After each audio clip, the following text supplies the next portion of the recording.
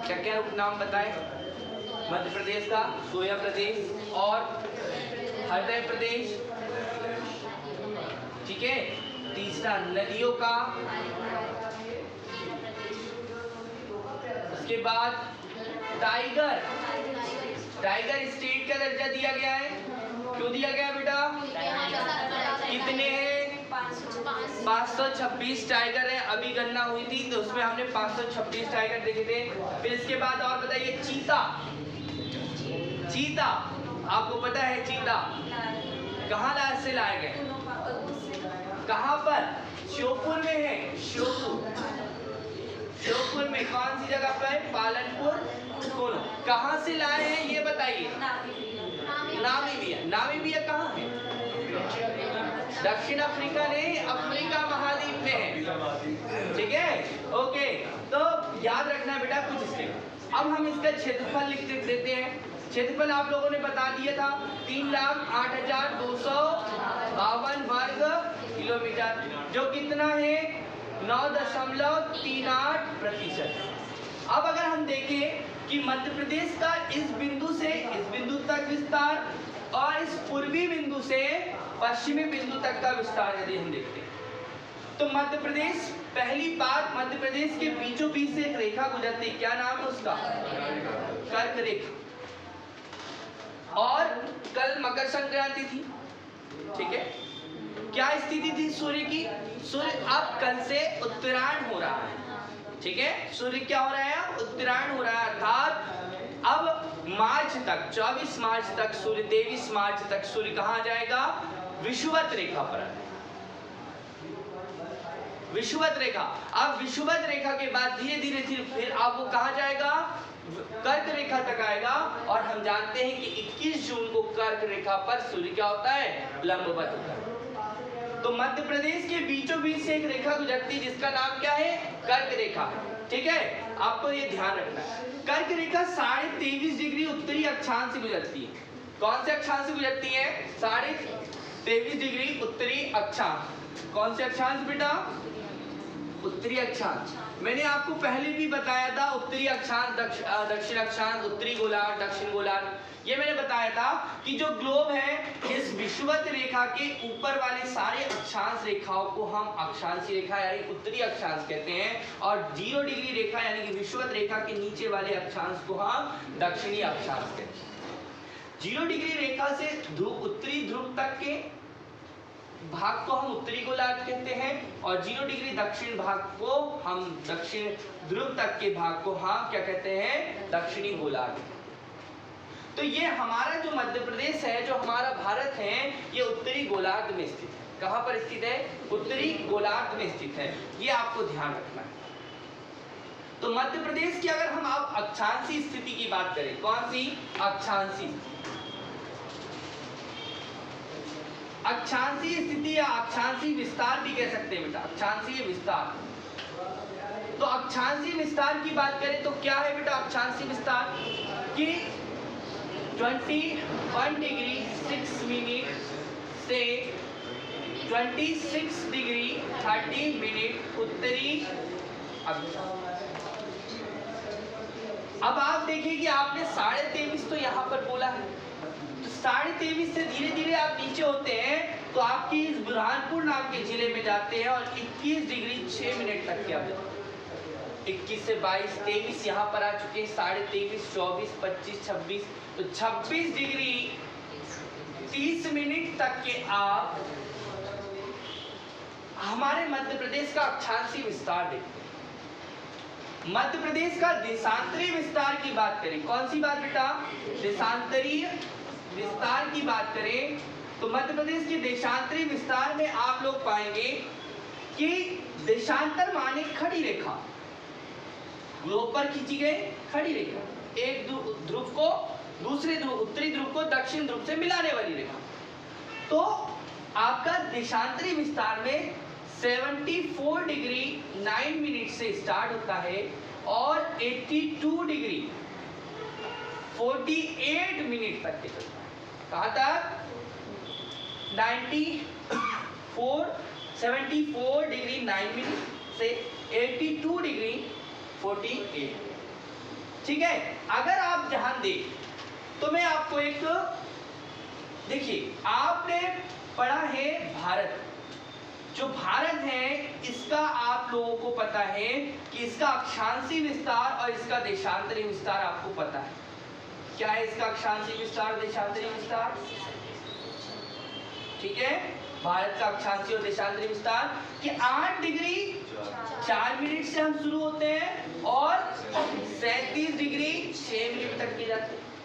यहाँ पर हम क्या करते हैं कि 74 डिग्री, कितना यहाँ 68 डिग्री बेटा, 68 डिग्री 7 मिनट से 97 डिग्री 25। और हमने बताया कि मध्य प्रदेश शहर जो है वो कर्क रेखा गुजरती है, भारत के बीचों बीच से भी कर्क रेखा गुजरती है, गुजर रही है।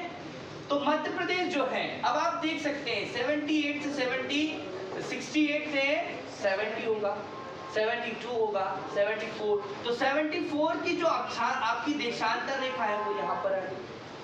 फिर हम धीरे धीरे आगे बढ़े और आपको मैंने बताया, क्या बताया कि भारत की मानक समय रेखा आने वाले समय में और डिटेल से बता दूंगा, IST इंडियन स्टैंडर्ड टाइम, भारतीय यामोत्तर रेखा, भारतीय मानक समय रेखा कितनी बेटा, तो 82.5 डिग्री से गुजरती। कहां से गुजरती है? 82.5 डिग्री। तो जो 82.5 डिग्री रेखा है, ये रेखा मध्य प्रदेश से, उत्तर प्रदेश से, छत्तीसगढ़ से, उड़ीसा से, आंध्र प्रदेश से होकर गुजरती है। तो ये रेखा मध्य प्रदेश से गुजरती है, वो कितनी है? 82.5। और हम क्या कह रहे हैं, मध्य प्रदेश का पूर्वी विस्तार हम कितना कहते हैं? 82.5 में आप कितना 18 डिग्री और ऐड करते हैं। 82.5 का मतलब 8, 82 डिग्री 30 मिनट। इसमें 30 मिनट में हम कितने मिनट जोड़ दें? 18, कितने हो जाएंगे? 48, यहाँ तक। तो मध्य प्रदेश का विस्तार अगर हम देखें, अक्षांशीय विस्तार 21 डिग्री 6 मिनट से 26 डिग्री 30 मिनट और आपका देशांतरी विस्तार 74 डिग्री 9 मिनट से 82 डिग्री 48।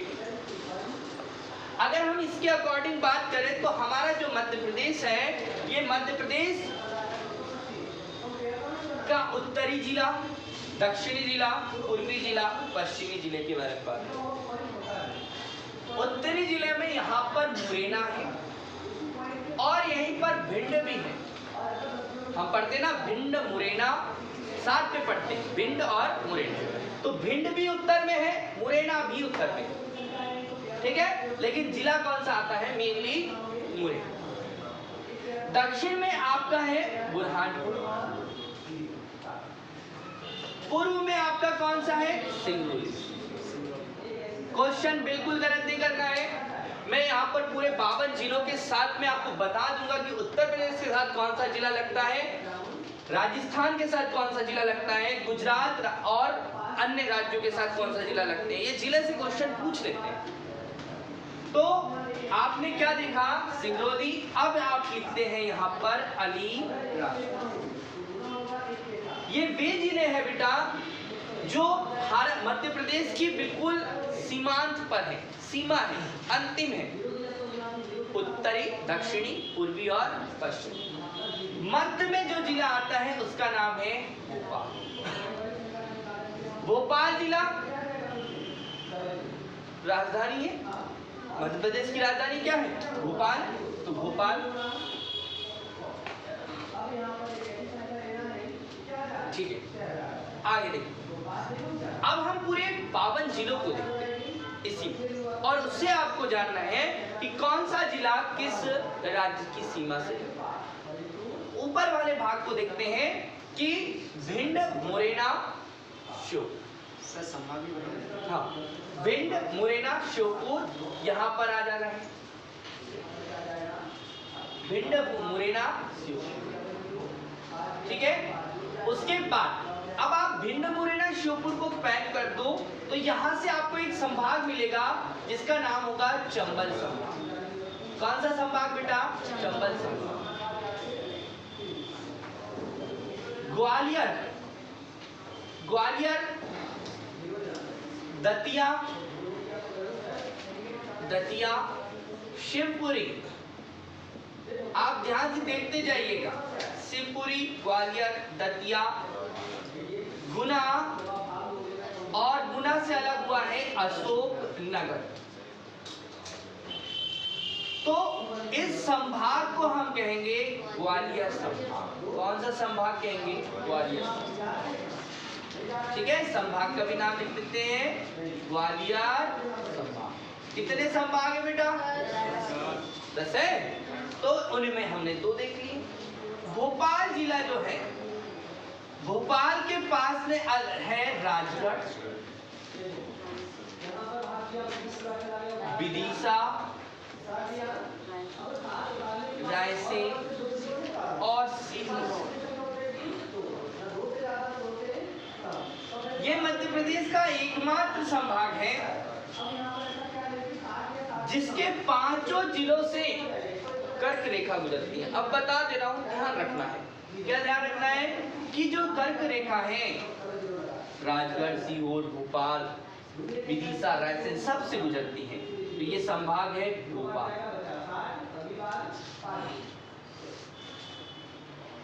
ठीक है,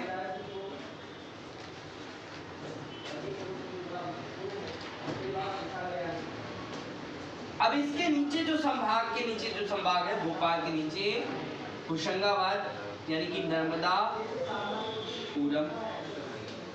बैतूल, और नर्मदापुरम यानी कि होशंगाबाद से अलग होकर बना है हरदा। हरदा डिस्ट्रिक्ट जो है वो होशंगाबाद से अलग होकर बनी। ठीक है, तो ये आपको थोड़ा सा ध्यान रखना है कि जो जिला है बैतूल, ठीक है, तो ये नाम है इसका नर्मदापुरम संभाग। नर्मदापुरम, नर्मदा मैया बहती हैं इसलिए इस संभाग को नर्मदा। अब हम पश्चिम की बात करें तो उज्जैन, आप सब जानते हैं कि 21 डिग्री, जो 21 जून को 90 डिग्री का कोण बनाता है, कौन बनाते हैं? सूर्य देवता। किस पर बनाते हैं बेटा? कर्क रेखा पर, और उज्जैन से कर्क रेखा गुजरती है। ठीक है, आपको याद होगा कि सवई राजा जयसिंह ने 5 जगहों पर जंतर मंतर का वेधशालाओं का निर्माण किया। उसमें से एक वेधशाला उज्जैन में भी था। कहाँ पर की? उज्जैन में। ठीक है, तो उज्जैन से लगा हुआ क्षेत्र, उज्जैन के पास में देवास है। देवास, आपका शाजापुर, आगर ऊपर आ जाता है, आगर, मालवा, शाजापुर, आगर मालवा, शाजापुर, देवास, उज्जैन, रतलाम, मंदसौर और नीमच जो है यहाँ पर आता है। इस संभाग को हम कहते हैं उज्जैन संभाग। कौन सा संभाग? उज्जैन संभाग।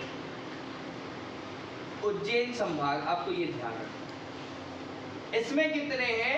नीमच, मंदसौर, रतलाम, उज्जैन, देवास, शाजापुर, आगर मालवा, इसमें 7, 3, 5, 5, 3, 3, 5, 5, 3 है ना, ध्यान रखना है जिलों के से। अब अगला आपका संभाग आता है इंदौर संभाग। इंदौर से पास में है धार, और अलीराजपुर अलग हुआ है झाबुआ से। अगला बुरहानपुर, यहाँ पर है बड़वानी। बड़वानी अलग हुआ है खरगोन से, और खरगोन अलग हुआ है खंडवा से। तो पहले खंडवा से खरगोन अलग हुआ, फिर खरगोन से बड़वानी अलग हुआ, फिर खंडवा से बुरहानपुर अलग हुआ। खरगोन और खंडवा क्या कहलाते थे? खरगोन और खंडवा निमाड़ कहलाते थे। तो हाँ, ये याद रखना, पूर्वी निमाड़, पश्चिमी निमाड़। अब वो निमाड़ था, अब वो अलग हुए तो ये खंडवा पूर्वी निमाड़ हो गया और खरगोन पश्चिमी निमाड़ हो गया। क्योंकि खंडवा के पूर्व में क्या है? मतलब खरगोन है, पश्चिम में क्या है तो खरगोन है, तो इस तरह से आपको याद है। तो ये एक संभाग बना और इस संभाग का नाम आपको याद हो गया है इंदौर संभाग। कौन सा संभाग हो गया? इंदौर संभाग आपको याद हो गया। कितने हैं? झाबुआ, अलीराजपुर, धार, बड़वानी, खरगोन, खंडवा, बुरहानपुर, इंदौर, इसमें आते हैं। 8 होना है। कितने होने हैं? 8। अब हम बात करते हैं अगला, मध्य प्रदेश का सबसे बड़ा जिला क्षेत्रफल की दृष्टि से है छिंदवाड़ा। छिंदवाड़ा, सिवनी, जिसे मध्य प्रदेश का लखनऊ भी कहा जाता है। छिंदवाड़ा, सिवनी और बालाघाट। आप जानते हैं बालाघाट जो है ये यहाँ से खनन किया जाता है मैग्नीज का, तांबा का, मलाजखंड, भारवेली, बहुत इंपॉर्टेंट है बालाघाट। ठीक है। नरसिंहपुर, नर्मदा, आप जाते हैं होशंगाबाद से तो अब यहाँ पर आ जाएगा नरसिंहपुर। नरसिंहपुर के पास में जबलपुर, कटनी, नरसिंहपुर, जबलपुर, कटनी, मंडला और डिंडोरी। ये जो है ये एक संभाग है जिसका नाम आप जानते हैं। कौन सा संभाग? जबलपुर संभाग। जबलपुर संभाग। ठीक है। अगला, नरसिंहपुर, जबलपुर, कटनी, मंडला, डिंडोरी, सिवनी, छिंदवाड़ा, बालाघाट, ये 8 जिलों से मिलकर बना है कौन सा आपका? जबलपुर। ये क्षेत्रफल की दृष्टि से सबसे बड़ा संभाग। ठीक है। छिंदवाड़ा क्षेत्रफल की दृष्टि से सबसे बड़ा जिला है। याद रखना, बहुत सिंपल तरीके से आपको याद होना चाहिए। याद रहेगा तभी आपसे एग्जाम में प्रश्न बनेगा। हाँ, आपके अमरकंटक के अनूपपुर जिले के अमरकंटक से, अनूपपुर नाम का एक जिला है, अनूपपुर जिला शहडोल से अलग हुआ है। शहडोल से अलग उमरिया भी हुआ है। क्या हुआ है? उमरिया। तो शहडोल, उमरिया, अनूपपुर जिला, ये एक संभाग है। ये सबसे नवीनतम संभाग है। कौन सा संभाग? शहडोल संभाग। शहडोल संभाग मध्य प्रदेश का सबसे नवीनतम संभाग है। नवीनतम का मतलब बाद में वो गठित, सबसे बाद में, अभी अभी। ठीक है, समझ में आ रहा है रोशनी? नहीं आ रहा? ओके, आए। तो उमरिया, शहडोल, अनूपपुर, ये जो संभाग है ये कौन सा संभाग है? नवीनतम, शहडोल संभाग। आगे देखते हैं 2 संभाग और पढ़ना है। सिंगरौली अलग हुआ है सीधी से। किससे अलग हुआ है? सीधी। आप लोग जानते हैं सीधी, सीधी मतलब सीधी है कि सीधी है बेटा? सीधी। और सीधी, सिंगरौली, सतना, क्या नाम है? सीधी, सिंगरौली, सतना, रीवा। ये जो संभाग है इस संभाग का नाम है रीवा संभाग। कौन सा संभाग? रीवा संभाग। मध्य प्रदेश के रीवा, सतना, सीधी, सिंगरौली वाला कौन सा संभाग? रीवा संभाग। सागर, दमोह, आपके यहाँ पर है टीकमगढ़, टीकमगढ़, निवाड़ी, छतरपुर और पन्ना। इस संभाग का नाम है सागर संभाग। कौन सा संभाग? सागर संभाग। मध्य प्रदेश में वर्तमान में 10 संभाग। कितने संभाग हैं? और जिले कितने हैं? 52। तो यहाँ पर 8 जिले, 3, 4 और 6, 6, 4, 10, 8, 18, 3, 21। ठीक है। 3, 24 और 10, 3, 37। ठीक है। और फिर 7, 44 और 8 कितने? 52। ठीक है। तो 52 जिले हैं। अब यहाँ पर ध्यान से समझना, 10 संभाग, 52। 11वां और 12वां संभाग को भी देखो जो प्रस्तावित है, गठित होने वाले। छिंदवाड़ा, सिवनी, बालाघाट, ये 11वें नंबर का संभाग बन सकता है, 11वां संभाग प्रस्तावित। जबकि नीमच, मंदसौर, रतलाम और झाबुआ, अलीराजपुर ये 12वां नंबर का संभाग बन सकता है।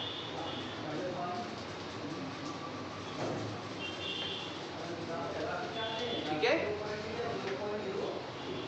चंबल, भिंड, मुरैना, श्योपुर 3 डिस्ट्रिक्ट।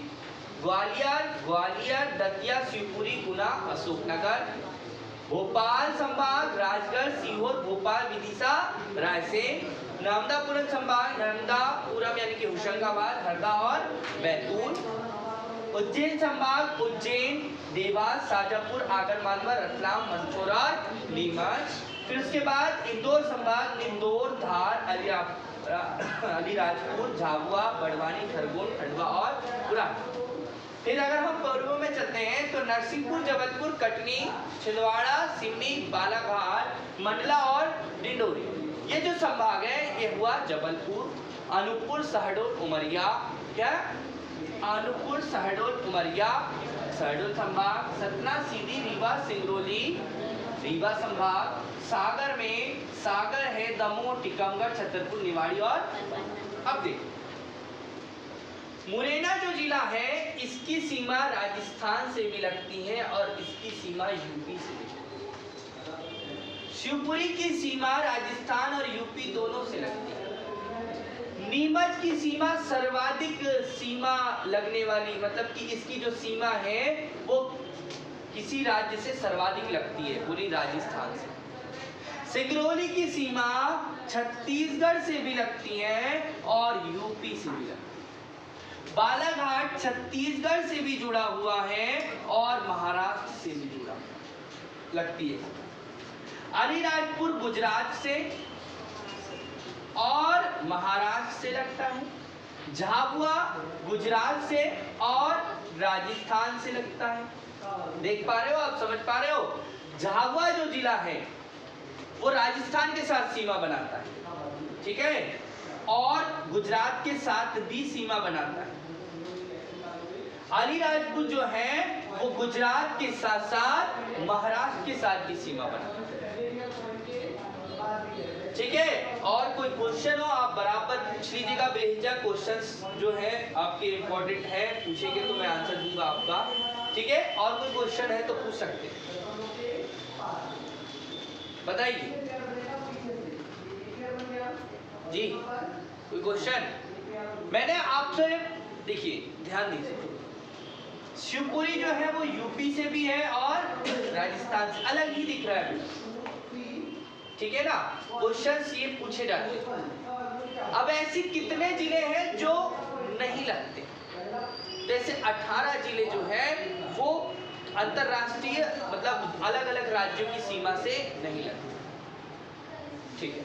अब हम कर्क रेखा वाले जिलों की बात कर ले तो कर्क रेखा रतलाम, उज्जैन, देवास, शाजापुर, सीहोर, राजगढ़, भोपाल, रायसेन, विदिशा, सागर, दमोह, कटनी, जबलपुर और शहडोल, उमरिया, अनूपपुर, ऐसे 14 जिलों से,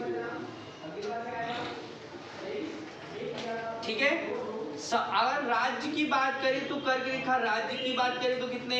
8 राज्यों से। कितने राज्यों से? 8 राज्यों से। नाम याद है क्या आपको? बताइए। गुजरात बेटा सबसे पहले कौन आएगा? गुजरात आएगा, राजस्थान, मध्य प्रदेश, छत्तीसगढ़, झारखंड आएगा और झारखंड, पश्चिम बंगाल, वेस्ट बंगाल, त्रिपुरा और मिजोरम। इतने राज्यों के साथ आपकी कर्क रेखा जो है वो गुजरती है, ठीक है। अब आपको कोई भी क्वेश्चन इससे पूछने हो तो पूछ लीजिए, फिर इसके बाद में हम दूसरा टॉपिक देखेंगे। तो छिंदवाड़ा क्षेत्रफल की दृष्टि से सबसे बड़ा जिला है और सबसे छोटा जिला जो है वो निवाड़ी क्षेत्रफल की दृष्टि से। जनसंख्या की दृष्टि से सबसे बड़ा जिला इंदौर है और क्षेत्रफल की दृष्टि से सबसे जनसंख्या और जनसंख्या लिख देता हूँ, जनसंख्या और क्षेत्रफल में सबसे छोटा जिला जो है वो आपका निवाड़ी है। जनसंख्या में बड़ा इंदौर है और क्षेत्रफल में बड़ा। यहाँ से जो क्वेश्चन आने हैं वो आपको मैंने बता दिया, ठीक है। कोई भी प्रश्न हो आप पूछ लीजिए।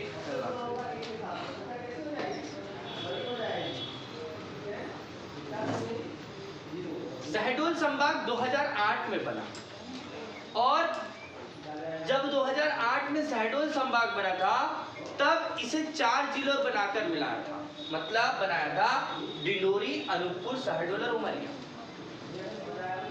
लेकिन डिंडोरी को पुनः 2012 में पुनः जबलपुर संभाग में शामिल कर दिया।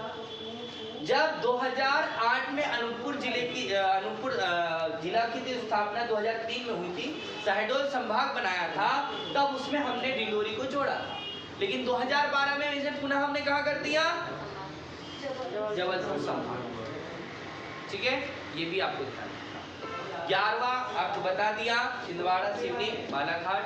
12वां नीमच, मंदसौर, रतलाम, झाबुआ और अलीराजपुर। ये संभाग बनाए जाने की संभावनाएं है, प्रस्तावित है, ठीक है। तो यहाँ से जो भी प्रश्न है पूछ लीजिए बेटा, कोई डाउट हो तो। है कोई प्रश्न, क्वेश्चन है?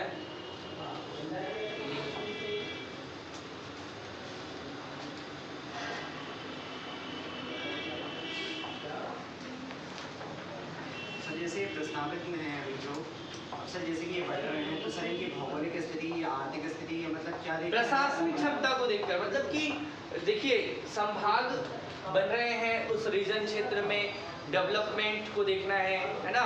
तो ये डेवलपमेंट को ध्यान में रखकर ही करते हैं, प्रशासनिक सेवा को लेकर, है ना, वहाँ की पॉपुलेशन, जनसंख्या को देखकर, है ना, कितना विकास हुआ है नहीं हुआ है। अगर नहीं हो पा रहा है तो क्षेत्र का विस्तार करो, मतलब नई नई यूनिट्स बनाओ, नए नए क्षेत्र निर्माण करो। जिले का निर्माण इसी ध्यान से तो होता है।